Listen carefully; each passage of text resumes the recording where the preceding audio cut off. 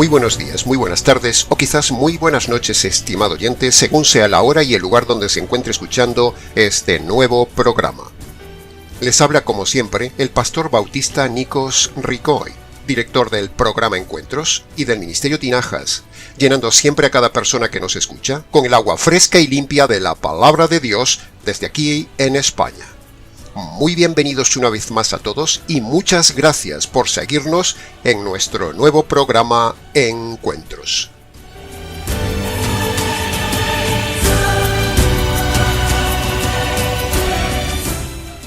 En el día de hoy, estimados oyentes, veremos que la condición sine qua non en el proceso de la homilética y los elementos generadores necesarios que configuran una interfaz retórica en un mensaje expositivo es inherentemente coayudante del sistema explicativo bíblico, no dependiendo solo de una oratoria intensa, insuflante y de perspectivas subjetivas pero variada. No.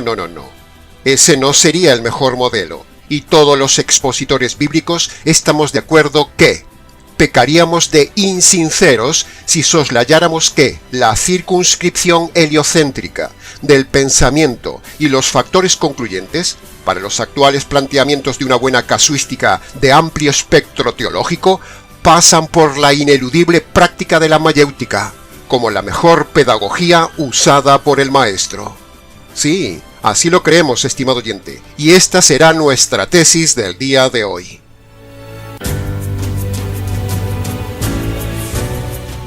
Incluso podríamos atrevernos a decir claramente que los superiores principios ideológicos subyacentes de la teología para la correcta apologética pasan ineludiblemente por el uso absoluto de la casuística en perfecta armonía sincronizada con los parámetros neotestamentarios de la enseñanza teológica, como lo vemos por ejemplo en Pablo con su cosmología del posicionamiento del hombre ante Dios. Argumento irrefutable para el hombre ante la teleología evidente que está objetivamente presente en cada parte de la Escritura. La misma etnología demuestra nuestra tesis que estamos exponiendo hoy, estimado oyente. El gradiente de intensidad del punto que estamos tratando, o dicho en palabras mucho más claras, la generalización multivariable que deriva de la superposición de puntos divergentes, son la clave de esta tesis teológica de hoy, de la que estamos firmemente convencidos. Este argumento, en nuestra tesis cosmológica, es irrefutable. Insistimos vez tras vez en lo ontológico del tema, para que no se obstaculice la apreciación con argumentos surrealistas ante la importancia de esto. Y las experiencias innegables, ricas y diversas en el campo espiritual y teológico de lo que estamos estudiando, no mengüen por la falta de comprensión de estos puntos. Por otro lado, piense esto, estimado oyente, el neomodelo eclesial garantiza la supervivencia de la teología correcta con el uso de este modelo integral que está teniendo gran aceptación en el pueblo de Dios, por ser un modelo que cumple los parámetros bíblicos al compaginar la habilidad episustancial del predicador con el aumento constante de los estudios de teología. Eso es positivizar la superación de experiencias períclitas que tanta falta nos hace la Iglesia. Por eso, a los predicadores nos es importantísimo e indispensable dar el peso de la significación ante el agravante de una teología creciente de otras religiones, donde no se consustancia lo teológico con lo lógico. Y ahí está el grave problema que debemos de tener ante el avance de la ideología de los poco eruditos y las sectas. Por último, y como definitivo elemento esclarecedor de nuestra tesis de hoy, cabe añadir que el proceso consensuado de la mayoría de predicadores teólogos es recurrente, porque ese proceso que avanza cada día deriva de la indirecta incidencia superadora en los más avezados defensores de la teología radical, entre la que nos encontramos nosotros, en esta serie de criterios ideológicamente sistematizados en un frente común de actuación regeneradora de la Iglesia. Ese es, estimado oyente, el factor de modificación lineal que permite un aumento gradual del conocimiento de la verdad. siempre y cuando el factor contextual y el sistemático no compitan entre sí con la postura radical nuestra al analizar la diversidad de conceptualizaciones y formas de nuestra prédica. Es pura lógica, estimado oyente.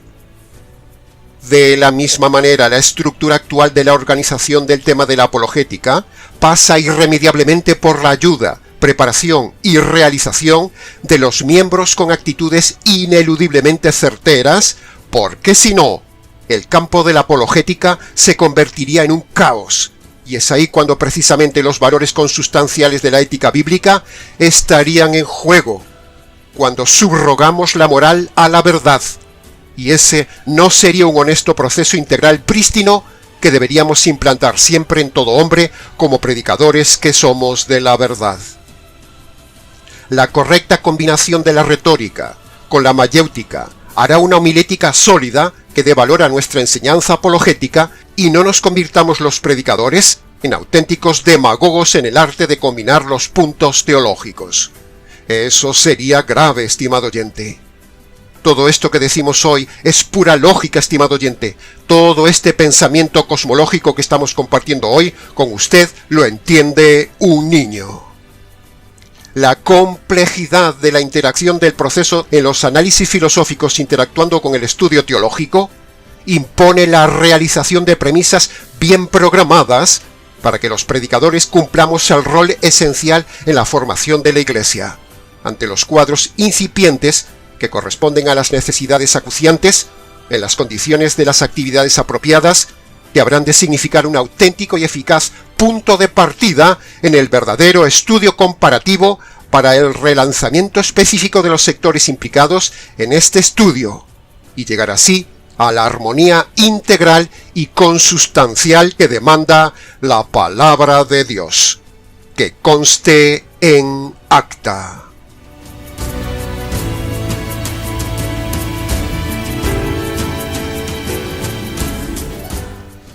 Bien, habiendo dicho todo esto, ahora empecemos nuevamente el mensaje, estimado oyente, porque todo lo dicho hasta ahora no ha valido de nada. Solo ha sido un discurso hueco que nos hemos inventado. Nos hemos inventado todo ese discurso inicial con frases rebuscadas para decir sin decir nada. Nos hemos inventado todo ese bla bla bla del inicio del mensaje, tal como hacen los políticos y los pastores charlatanes que hablan y hablan sin decir nada, solo para impresionar o para distraer a la audiencia. Así que le pregunto, ¿cuántas prédicas más o menos así, sin sentido, vacías, complicadas, diciendo cosas sin decir nada, habrá escuchado usted en su iglesia o en la red a lo largo de su vida? ¿Cuántas?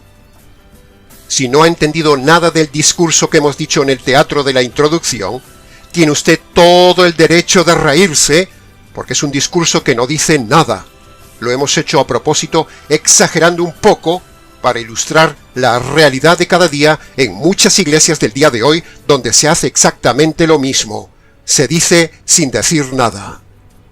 Así que tomemos entonces esta lección para el mensaje de hoy, aprendiendo la enseñanza de que no hay que ser rebuscado para enseñar la verdad. Ni uno es mejor predicador por usar palabras o ideas complicadas, sacadas de universidades teológicas. Entonces, dicho todo esto, aprendamos hoy a enseñar el mejor mensaje del mejor mensajero de forma clara. El Evangelio del Señor del Evangelio.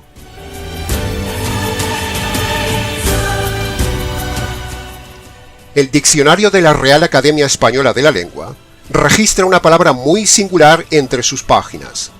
Dice cantinflear, un verbo que deriva de Cantinflas, el famoso héroe de la mala retórica. Cantinflear significa hablar y hablar, pero sin decir nada de sustancia. Así hablaba aquel famoso personaje. Así como Cantinflas en su día, también lo hemos hecho hoy en nuestra retórica teatral inicial, un discurso que, por cierto, le animamos a repasar para que vea cuánto tiempo hemos empleado para no decir nada, Y aún podríamos seguir horas hablando así para impresionar a la audiencia. Muchos políticos alrededor del mundo y miles de pastores son muy buenos cantinfleando. Es decir, hablan y no dicen nada, nada de sustancia, nada de verdad. Solo entretienen e impresionan a la gente para hacerles congregarse y luego robarles el diezmo. Es decir, utilizan el poder de la palabra humana inútil al servicio de su negocio religioso muy útil. Eso es lo que vemos en el día de hoy en la mayoría de las iglesias. Religiosidad, locuacidad, moralidad, charlatanería, show, circo, vacío de mensaje, distracción de la audiencia, mala doctrina y mal evangelio, haciendo perder el tiempo a la gente para no decirles nada.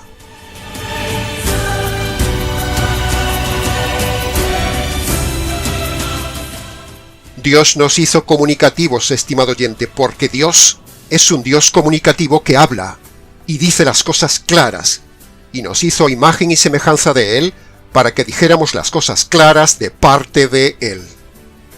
Dios habla y nosotros también hablamos. Y para hablar necesitamos las palabras, pero palabras claras, ordenadas, radicales, con verdad, bíblicas y con poder. Le digo una cosa que usted ya sabe, estimado oyente. Hoy en día cualquiera es predicador. Pero hablar y hablar la verdad es todo un arte que depende de dos pilares fundamentales. Primero, para hablar la verdad es necesaria la verdadera conversión del predicador. Y segundo, para hablar la verdad se necesita el verdadero estudio armónico de la palabra de Dios.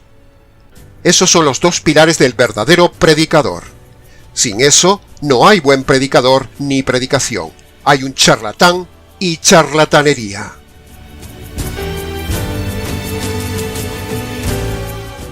Combinar correctamente las palabras es un hermoso arte para comunicar ideas. Y ese saber armonizar las palabras en ideas es la comunicación de la doctrina, es decir, la teología. Bien, llegados entonces hasta aquí, desarrollemos en el tiempo que nos queda la temática de hoy en dos partes breves para su mejor comprensión. Pasemos al análisis y comentario de la primera parte relacionada con los predicadores y tomaremos como base Tito capítulo 1 versículo 10 y 11, que dice: hay muchos charlatanes a los cuales es necesario taparles la boca. Y Colosenses capítulo 2 versículo 8 dice: tened cuidado que nadie os engañe por medio de filosofía humana y la enseñanza hueca. ¡Qué gran verdad y actualidad tienen estos dos pasajes dichos hace 2000 años, estimado oyente! ¿Cuántos mensajes más o menos como el del inicio del programa habrá escuchado usted en su iglesia o en la red? ¿Cuántos, estimado oyente? ¿Cuántos? Y eso es precisamente lo que no hacemos en este canal. No filosofamos, no psicologizamos, no hablamos temas huecos, no charlataneamos en mensajes interminables, sino que solo enseñamos la verdad sencilla, neotestamentaria, concreta, expositiva, clara, radical, y a la vez, en cada vídeo, también denunciamos y tapamos los argumentos falsos de las muchas pastoras y pastores charlatanes, cuyo mensaje es hueco, filosófico y falso. Tenga cuidado, estimado oyente, con los charlatanes detrás de púlpitos que predican en la vanidad de su mente carnal y que nunca predican el Evangelio. Solo predican temas de Biblia, solo predican moralidad, hablan de creer en Jesús, solo cuentan historias, solo hacen reír, solo presumen de estudios, y como ya no tienen más que contar, ahora está la moda de contar chistes, contar historias o anécdotas personales, o repetir y repetir los mismos temas de siempre para sacar dinero o cansar a la gente con prédicas soporíferas. Eso es lo que hay en el día de hoy, estimado oyente, charlatanes, como decía Pablo en Tito 1:10. Haga la prueba, busque hoy cualquier predicador, tanto en su iglesia como en la red, y verá que nunca enseñan el evangelio jurídico en sus prédicas. Por lo tanto, todo mensaje que no tenga el evangelio, eso es una charlatanería. No estamos diciendo que no se puedan enseñar otros temas bíblicos. No. No estamos diciendo eso. Sino que todo tema doctrinal que se expone tiene que tener necesariamente la rúbrica y el redireccionamiento del evangelio. Si no, ese tema es incompleto y mal enseñado. La moralidad y la sana doctrina no salva a nadie. Lo que salva es el evangelio.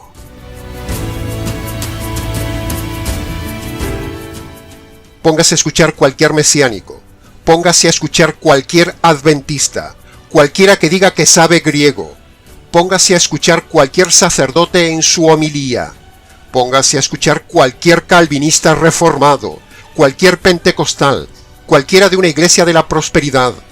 Tómese el trabajo de escuchar al azar una prédica de estos pastores en internet y verá que ninguno predica el evangelio jurídico relacionado con el tema que está exponiendo.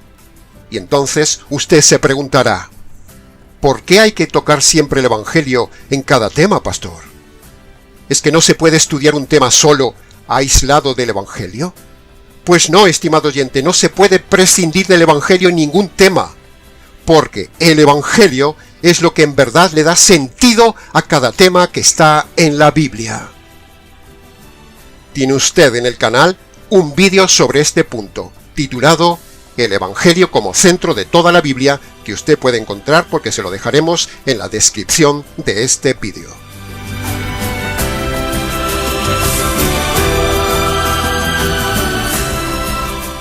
Pasemos ahora al análisis y comentario de la segunda parte del mensaje de hoy, que está relacionada con el Señor.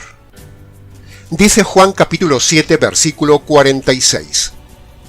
Dijeron aquellos hombres, nunca nadie ha hablado como ese hombre. ¿Se da cuenta de la exclusividad que se le otorga al Señor Jesús en ese pasaje, y dicho nada menos que por inconversos? Cuando el texto dice nunca, se refiere a toda la historia de la humanidad en todos los tiempos. Contundente. Y cuando dice nadie, se refiere a todos los hombres, incluidos los filósofos griegos, los ascetas orientales, los líderes de todas las religiones de todos los tiempos, incluso los profetas, los sabios, y podemos extendernos hasta el día de hoy a cualquier Nobel de literatura que se tercie. Nunca nadie habló como el Señor Jesús. Él es único. Y si a eso le sumamos su vida, su carácter y sus milagros, entonces rematamos que en verdad, nunca hubo un hombre como Él en toda la historia del hombre. Un hombre único, que habló cosas únicas y que diseñó un mensaje único. El Evangelio, el conjunto de palabras más claras y más poderosas del universo. El universo existe porque el Evangelio existe. El planeta existe porque el Evangelio existe. Y el hombre aún existe sobre la tierra porque existe el Evangelio, el conjunto de palabras más maravillosas y poderosas del universo. ¿Y cómo hablaba Jesús? Bueno, Jesús hablaba con pleno conocimiento de toda la Escritura. Jesús hablaba sin pelos en la lengua. Jesús era radical. Jesús era equilibrado. Jesús no era gritón. Jesús era pura sabiduría y derribaba todo argumento de los líderes de su tiempo. Jesús hablaba a cada uno lo que necesitaba con una sabiduría argumental inderribable. Y así somos y así queremos seguir siendo nosotros en este canal y en este ministerio, imitadores del hablar del Señor Jesús.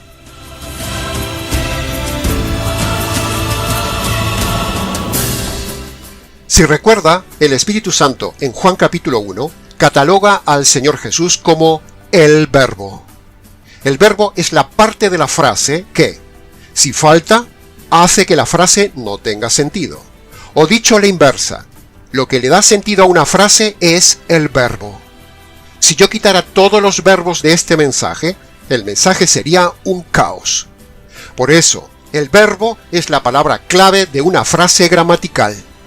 Y con eso, el Espíritu Santo nos quería enseñar que Jesús es el personaje clave en la salvación. Jesús es el verbo de la salvación. Entonces, ahora, siguiendo por esa línea, si Jesús es el personaje clave de la salvación, entonces, ¿cuál es el mensaje clave del Señor de la salvación? Repitamos, si Jesús es el personaje clave de la salvación, entonces, ¿cuál es el mensaje clave del Señor de la salvación? Pues sencillo, estimado oyente, el mensaje clave del personaje clave de la salvación es el Evangelio, el punto clave y la palabra clave de toda la Biblia. Escuche bien esto que quizás le pueda resultar raro. El Evangelio es lo que le dio sentido a la venida de Jesús. Sí, ha oído bien. Si Jesús hubiera venido, pero solo hubiera hecho milagros, o darnos solo una alta moralidad, o dar ejemplo de vida, y luego se fuera, eso sería una venida inútil. No hubiera valido de nada, porque el centro, la clave, la palabra clave en la vida de Jesús es el Evangelio. El Evangelio es lo que le da sentido a la venida y a la vida de Jesús. Ambos están intrínsecamente relacionados. Jesús y el Evangelio y Jesús. La justicia de Jesús es el Evangelio. Jesús no vino a dar ejemplo. Jesús no vino a hacer milagros. Jesús no vino a ser el mejor profeta de todos los tiempos. Jesús vino a hacer el Evangelio. Es decir, vino a recibir la justicia divina que merecen mis injusticias y sus injusticias, estimado oyente. Mire qué palabras tan claras y qué diferencia con el discurso inicial del mensaje de hoy. Se lo repito, Jesús vino a recibir la justicia que merecen sus injusticias.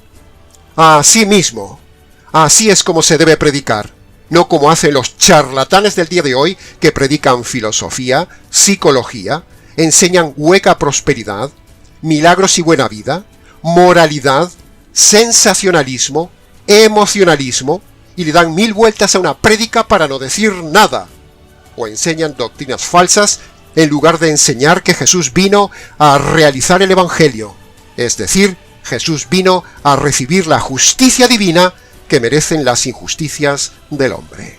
Y ahora nos deja a nosotros ese legado, que enseñemos el Evangelio de la justicia de forma clara, concreta, repetitiva, jurídica y radical para que el hombre se salve. Entonces, si el Evangelio es un mensaje que hay que creer y recibir, hecho por el Señor Jesús, entonces, pastor, díganos ya cuáles son esos hechos concretos que sucedieron en la vida de Jesús y que uno tiene que creerlos para que cambie el destino eterno de una persona. Bueno, permítame entonces contárselo en varios puntos, en palabras claras, cortas y jurídicas dichas por el Señor Jesús. Punto número 1. En Juan capítulo 7, versículo 19, Jesús dijo: «Ninguno de vosotros cumple la ley». Eso implica que somos culpables, o sea, somos infractores de la ley, somos delincuentes. ¿Ve? Ahí tiene inferencial el aspecto jurídico de su mensaje, del mensaje de Jesús. Punto número 2. Mateo capítulo 5, versículo 17 dice: «Yo he venido para cumplir la ley». ¿Ve? Ahí tiene otra vez el aspecto jurídico, no un aspecto moral, no un aspecto sentimental, no un aspecto profético. Punto número 3. Juan capítulo 8, versículo 24 dice: «Si no creéis quién yo soy, moriréis en vuestros pecados». O sea, moriremos culpables delante de Dios, el juez. ¿Ve? Otra vez el aspecto jurídico. Punto número 4. En Romanos capítulo 3, versículo 25, Pablo nos dice de parte de Jesús. Dice que Jesús es la propiciación de los pecados. Propiciación es una palabra jurídica, es decir, el que recibe la justicia que merece el hombre delincuente. Vemos otra vez el aspecto jurídico. Punto número 5. Juan capítulo 19, versículo 30 dice: todo está cumplido. O sea, Jesús cumplió la ley y aún encima recibe la justicia divina de quien no cumple la ley. ¿Ve el aspecto jurídico otra vez? Punto número 6. Jesús dijo, en Marcos capítulo 1, versículo 15, dos puntos jurídicos. Primero, reconoced vuestros delitos, eso es el arrepentimiento. Y segundo, creed lo que yo vine a hacer, o sea, vine a recibir la justicia divina por las injusticias del hombre, o sea, eso es el Evangelio. Dos puntos jurídicos. Y el punto número 7, en Marcos capítulo 16, versículo 15 y 16, Jesús dijo: el que crea este mensaje jurídico se salvará, y el que no lo crea se condenará en la cárcel eterna. ¿Ve? Todo es jurídico.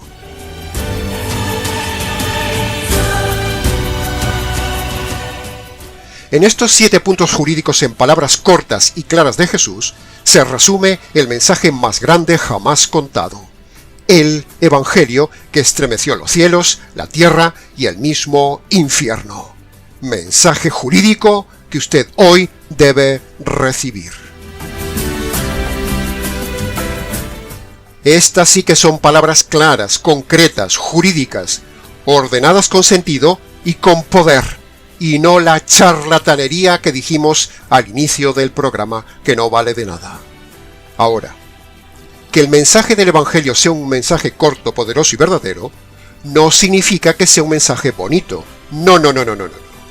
Por ejemplo, a nadie le gusta que le digan que no cumple la ley. A nadie le gusta que le digan que tiene que dejar de pecar. A nadie le gusta que le digan que Dios aborrece al pecado y al pecador. A nadie le gusta que le digan que es un delincuente ante Dios. A nadie le gusta que le digan que la oración de fe que repitió un día no valió de nada. A nadie le gusta que le digan que su conversión no es conversión si se está confiando, por ejemplo, en las 4 leyes espirituales americanas. Eso no salva a nadie, ni es el método correcto para la conversión. A nadie le gusta que le digan que su pastor es un charlatán de quimeras, negociante de la fe y un perdido por no estar convertido por medio del Evangelio. A nadie le gusta que le digan que ha estado engañado toda la vida en su religión en una iglesia equivocada. A nadie le gusta que le digan que su bautismo no le vale de nada porque fue mal bautizado por uno de estos charlatanes vacíos no convertidos por el Evangelio. A nadie le gusta que le digan que ha creído doctrinas equivocadas y un evangelio equivocado. A nadie le gusta que le digan que tiene que dejar de congregarse en un lugar errado, porque si no lo deja de hacer, se hace cómplice de ese lugar. A nadie le gusta admitir la dureza de que Dios no es un Dios bonachón y sentimental, ni que Dios ama al hombre. A nadie le gusta admitir que todo hombre está bajo la furia de la ira de Dios, de un Dios juez justo. A nadie le gusta admitir que no fueron ni los romanos, ni los judíos, ni el diablo quienes mataron al Señor Jesús, sino que lo mató el Padre en unidad con el Espíritu Santo, los jueces del universo. Porque eso parece que hiere la sensibilidad de la persona. A nadie le gusta admitir sus pecados concretos.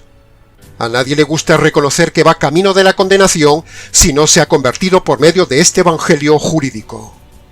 En definitiva, es como que cada uno se hace su propio evangelio a su medida, no el evangelio bíblico y jurídico, no aceptando el verdadero evangelio, crudo, radical, desgarrador y jurídico. Y en el mensaje de hoy, usted puede ver una vez más el noble arte de decir tanto en tan poco tiempo, redireccionado hacia el evangelio jurídico. Así es como se enseña la palabra de Dios. En definitiva, habiendo llegado hasta aquí, preste ahora atención a cada punto racional, jurídico y bíblico del Evangelio del Señor del Evangelio. el hombre que dijo palabras claras como nunca nadie las había dicho jamás. Punto número 1. Usted debe reconocer que Dios es un juez justo y usted es un delincuente ante Dios por haber cometido delitos en toda su vida. Punto número 2. Usted debe reconocer concretamente sus delitos pasados y abandonar los delitos presentes. Punto número 3.